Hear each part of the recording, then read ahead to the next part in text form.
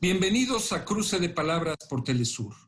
Soy Luis Hernández Navarro y hoy nos trasladamos hasta Australia, hasta el otro lado del mundo, para platicar con el doctor Tim Anderson. Tim es el director del Centro de Estudios Contrahegemónicos, que está establecido en Sydney, Australia. Él es un crítico de la economía política y un gran conocedor de la problemática política y social de Asia, de Oceanía, etcétera, etcétera. Tim, muchísimas gracias por estar con nosotros en este cruce de palabras. Hola, Luis. Muchas gracias. Tim, comencemos por tu país, por Australia. A propósito de cómo está enfrentando la pandemia de COVID-19. Hace unos cuantos días se dio a conocer la noticia de que en Melbourne habían tenido que volver a confinar a la población después de haberla desconfinado. ¿Significa entonces que hay allí un rebrote? ¿Esto es así, Tim? Es cierto que sí hay un brote en Melbourne, en parte de la nación, pero y consiste en decenas de casos, ¿no? Pero pocos muertos.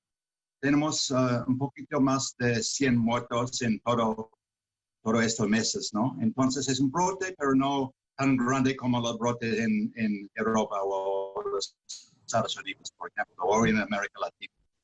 Más limitado. Tim, en lugares como Estados Unidos, pero no solamente Estados Unidos, esta enfermedad ha demostrado que no es igual para todos. En el caso de Estados Unidos, la población afroamericana, la población latina, ha sufrido los efectos de la pandemia mucho mayor que los sectores acomodados. ¿Sucede eso mismo también en Australia? ¿Se puede decir que la población, por ejemplo, indígena, está siendo más afectada? Bueno, con suerte, no, hasta ahora. Tenemos ese brote en barrios de los inmigrantes, ¿no? En Melbourne, por ejemplo, pero con suerte o con, planificación, no ha llegado a las comunidades indígenas. Entonces, no tenemos este mismo problema que existe en los Estados Unidos hasta ahora. Okay. Tim, y un poco cerca de Australia, digamos, cerca desde nuestro punto de vista de México en este caso, Nueva Zelanda. En Nueva Zelanda se habla de que hubo una política exitosa de contención a la enfermedad. ¿Tú compartes este diagnóstico? Sí, fueron pocos casos y algunos en las semanas recientes, pero tienen una política de eliminación del virus en vez de control o mantener los casos muy bajos. Entonces, estamos hablando de pocos casos en Nueva Zelanda. Bueno, con los ventajas de ser una isla, ¿no? Por ejemplo, pero claro. En el Pacífico hasta ahora no tenemos este problema. En Nueva Zelanda están charlando, por ejemplo, en abrir los viajes internacionales, por ejemplo, entre Australia y Nueva Zelanda, si los casos se mantienen muy bajos. Tú eres un gran conocedor del mundo asiático.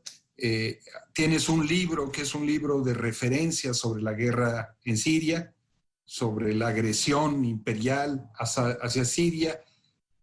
¿Cómo está enfrentando ese país en medio de una guerra civil la pandemia?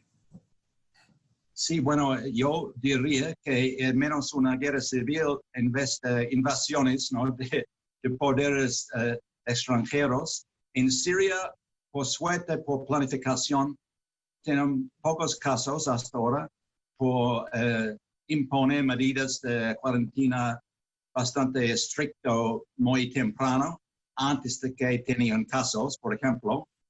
Pero por otro lado, hay ocupación de países como Turquía, los Estados Unidos y Israel, donde hay brotes en cada uno de los países.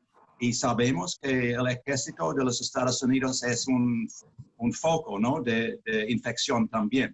Entonces, hasta ahora se mantienen casos muy bajos en Siria, pero con este riesgo, con grupos de milicia, ¿no?, de proxy o ejército proxy de los Estados Unidos, de Turquía, por ejemplo, de Israel, también una ocupación de estos poderes. Y es cierto que hay un brote muy fuerte en Israel, pasando a otra parte de Palestina, por ejemplo, pero con Siria hasta ahora se mantienen los casos muy bajos.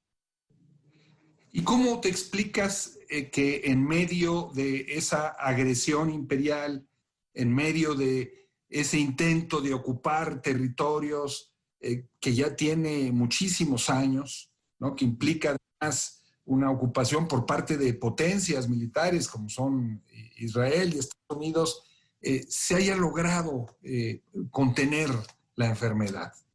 No cuestiona eso la imagen que se quiere dar en el extranjero del régimen sirio? Porque el gobierno de Siria, se mantiene una política bastante fuerte, ¿no? Y imponieron estas medidas preventivas antes de que tenían caso, ¿no? Pero siguen con riesgo por ejércitos, ¿no?, en parte del territorio sirio. En un lado tiene un brote sustancial en Irán, por ejemplo, el socio de Siria. Pero todavía en Siria, yo creo que un factor clave es que imponían las medidas preventivas antes de que tenían casos. Muy similar a la política de Cuba, ¿no? Muy pronto, porque en casos de los Estados Unidos, el Reino Unido, por ejemplo, cuando demoran en imponer medidas, para mí es como un incendio forestal, ¿no? Si ese incendio llega a semanas muy grande, es bien difícil controlar. Pero con las medidas muy temprano, los países con este tipo de política tenían mucho más éxito.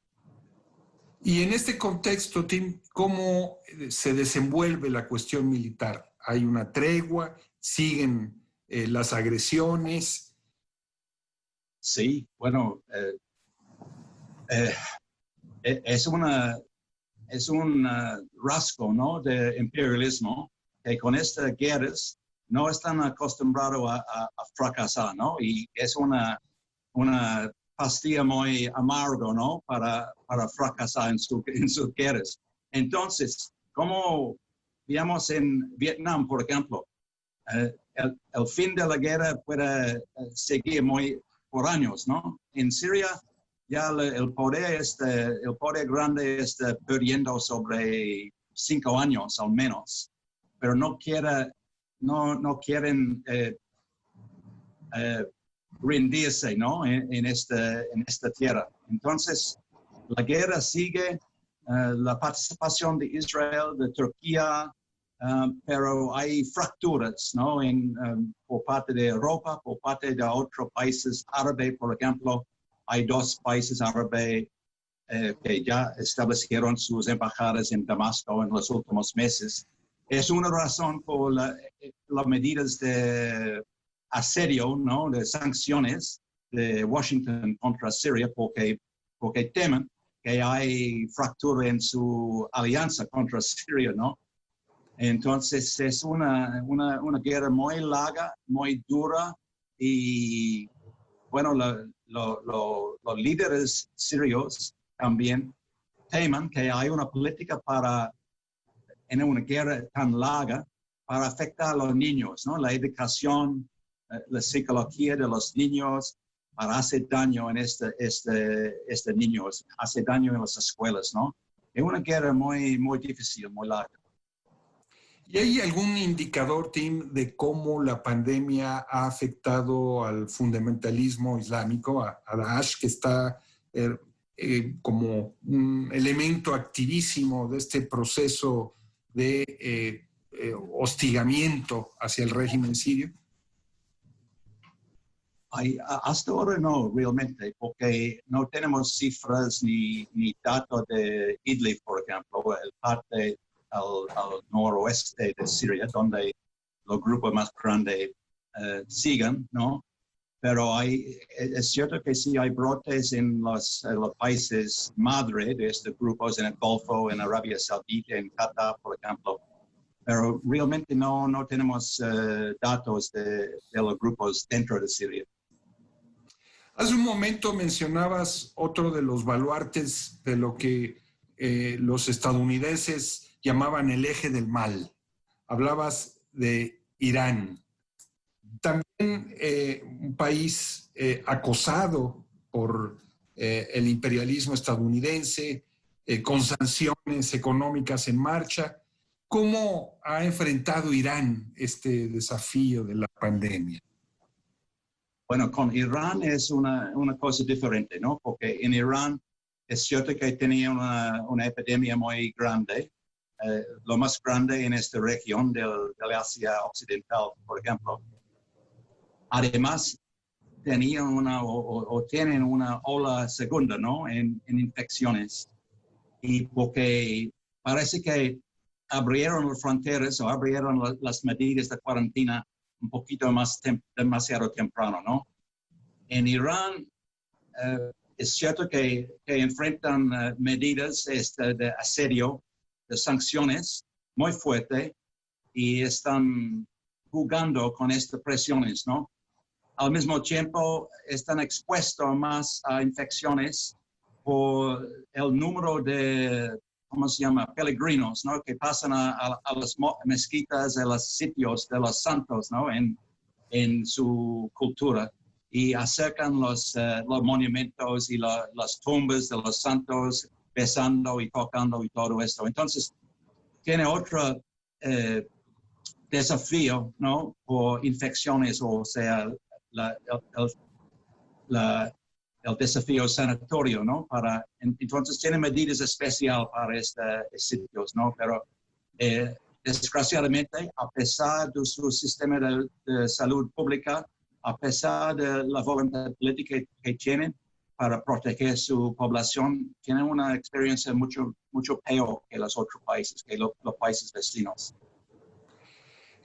Tim, no sé qué tan familiarizado estés con la cuestión en India, ¿no? Otra de los grandes gigantes emergentes en la economía y la política mundial, que está enfrentando una situación muy difícil con la pandemia, ¿no?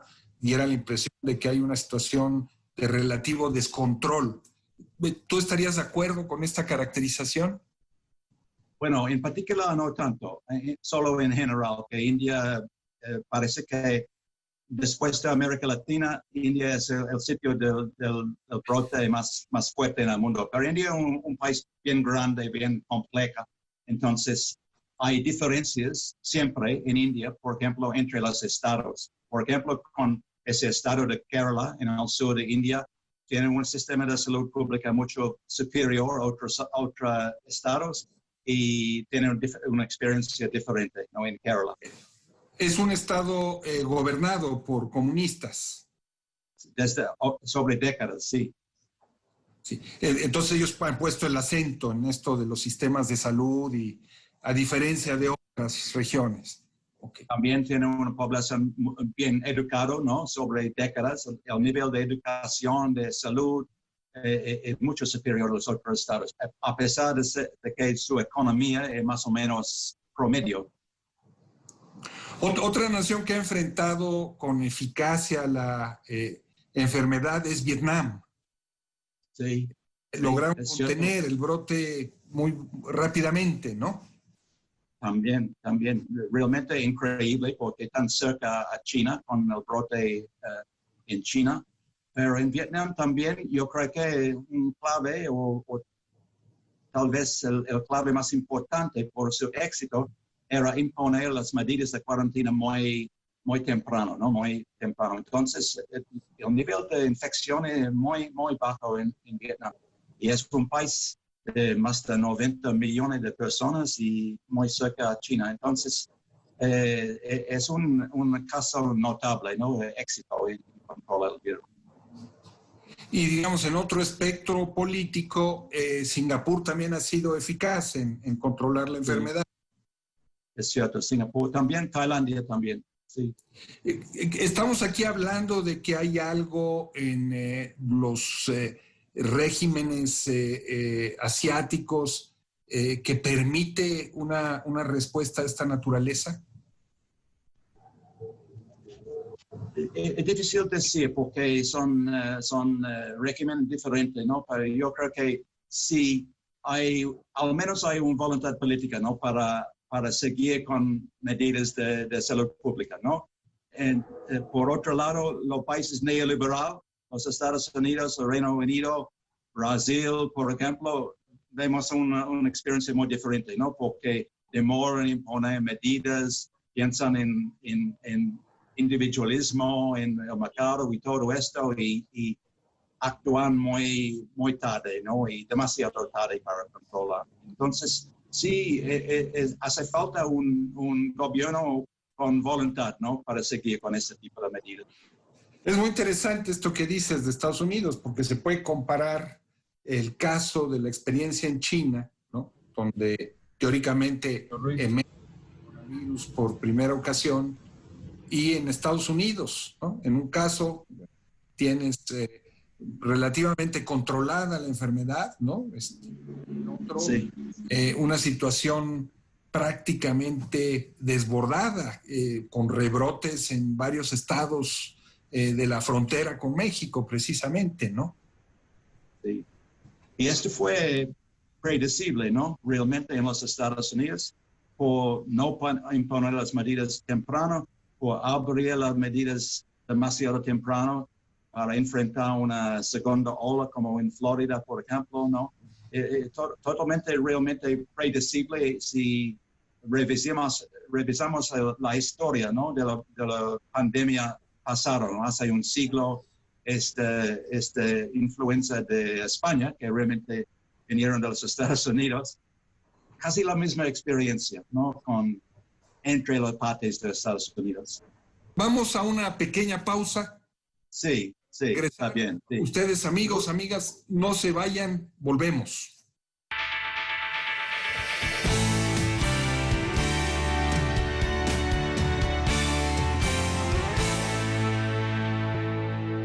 Estamos ya de vuelta en este cruce de palabras, conversando con el doctor Tim Anderson. Tim es el director del Centro de Estudios Contrahegemónicos, establecido en Sydney, Australia, un gran conocedor del mundo oriental, por supuesto de Oceanía, un gran crítico del neoliberalismo. Tim, tú tienes un libro que da cuenta del trabajo de los médicos cubanos en Timor. Sí. Esta presencia, ¿cómo puede verse en el marco de la pandemia? Bueno, desgraciadamente en Timor no tiene muchos casos, muy poco, una puñalada, ¿no? De casos. Por eso, pero en general sí están preparados porque la formación por los médicos cubanos en Timor resulta que un país al tiempo de su independencia o la retoma de su independencia hace menos de 2 décadas, tenían 60 médicos. Ahora, con el apoyo de Cuba, tienen 1,060 médicos. 1,060 médicos. 1,060 médicos en vez de 60 médicos. Formado por Cuba, hablando español, trabajando como sirviente público, no trabajando en clínica privada, sino asalariado médicos, ¿no? Con conciencia. Realmente es una cuenta de éxito increíble, ¿no? Entre todos los cuentas del sistema de salud pública. Pero con el virus, desgraciadamente, tenían muy pocos casos en Timor. ¿Tú cómo te explicas, Tim, que una pequeña isla como Cuba, agredida por el imperialismo, boicoteada y bloqueada comercialmente desde hace ya decenas de años, puede ser capaz de ayudar a la formación de 1,000 médicos en Timor, pero no solamente ahí, sino en muchos otros lugares, ¿no? Sí, bueno, merece una explicación mucho más larga, ¿no? La historia de esta colaboración, pero es cierto que es casi un milagro, ¿no? Pero yo daría otra cuenta de la fuerza del ejemplo de Cuba en Oceanía, en Australia, porque hace 12 años más o menos, Cuba se convirtió en el poder en formar los médicos en todas las islas del Pacífico y resulta en cambio de política de Australia hacia Cuba, ¿no? Porque Cuba no se ve como amenaza en Oceanía, pero China sí. Entonces, Australia tiene un papel con los Estados Unidos para supuestamente contener a China, ¿no? Pero decidieron para hacer una alianza con Cuba en el Pacífico y con muy buenas relaciones desde 2009, 2010, ¿no? La última década hay relaciones muy buenas entre Australia y Cuba porque no pueden vencer a Cuba, pero quieren una alianza en vez de eso. Y pasa encima de los partidos políticos, ¿no? Entonces, por la fuerza de su cooperación en salud en el Pacífico, tenemos buenas relaciones entre Australia y Cuba. O sea, la diplomacia sanitaria tuvo, en el caso específico de Oceanía, resultados específicos muy buenos. Sí, unos años antes de que Obama se fue a La Habana. Ajá. ¿Esto quiere decir entonces que la colaboración cubana va más allá de Timor? ¿Tiene también apoyos o relación con otras islas? Sí, bueno, no tan grande como en Timor, pero sí en Kiribati, en Vanuatu, en las Islas Salomonas. Sí, en Salomonas tiene casi 100 médicos, por ejemplo, en Vanuatu 25, en Kiribati 30 más o menos, pero son grandes porque son islas pequeñas, ¿no? Tim, señalaste a China hace un momento. Hay una disputa en el mundo sobre quién obtendrá primero la vacuna o un tratamiento para el coronavirus y el uso que se le va a dar, si va a ser un uso privado o un uso público, como ha dicho China. ¿Tú cómo ves este escenario hacia el futuro? Bueno, es cierto que vamos a ver una competencia, ¿no?, entre los países y los proyectos de vacuna. Yo creo que son más de 200 los proyectos de vacuna. También con tratamientos, porque es posible, así como VIH-Sida, que veremos tratamientos mejores sin vacuna. Pero yo creo que vamos a ver una guerra de propaganda contra China, no solo por el aspecto comercial de cualquier vacuna, sino para la competencia en tecnología, ¿no? Porque hay esta velocidad muy intensa, ¿no?, ahora, sobre todo entre los Estados Unidos y China. Y quién será superior en tecnología es un parte del mundo de hoy, ¿no? Tim, muchísimas gracias por estar con nosotros en este cruce de palabras y compartir tu interesantísima visión informada sobre esa otra parte del mundo que a veces no conocemos tan bien desde América Latina. Y ustedes, amigas, muchas gracias por su amable compañía en este cruce de palabras y los esperamos la semana que viene aquí en Telesur.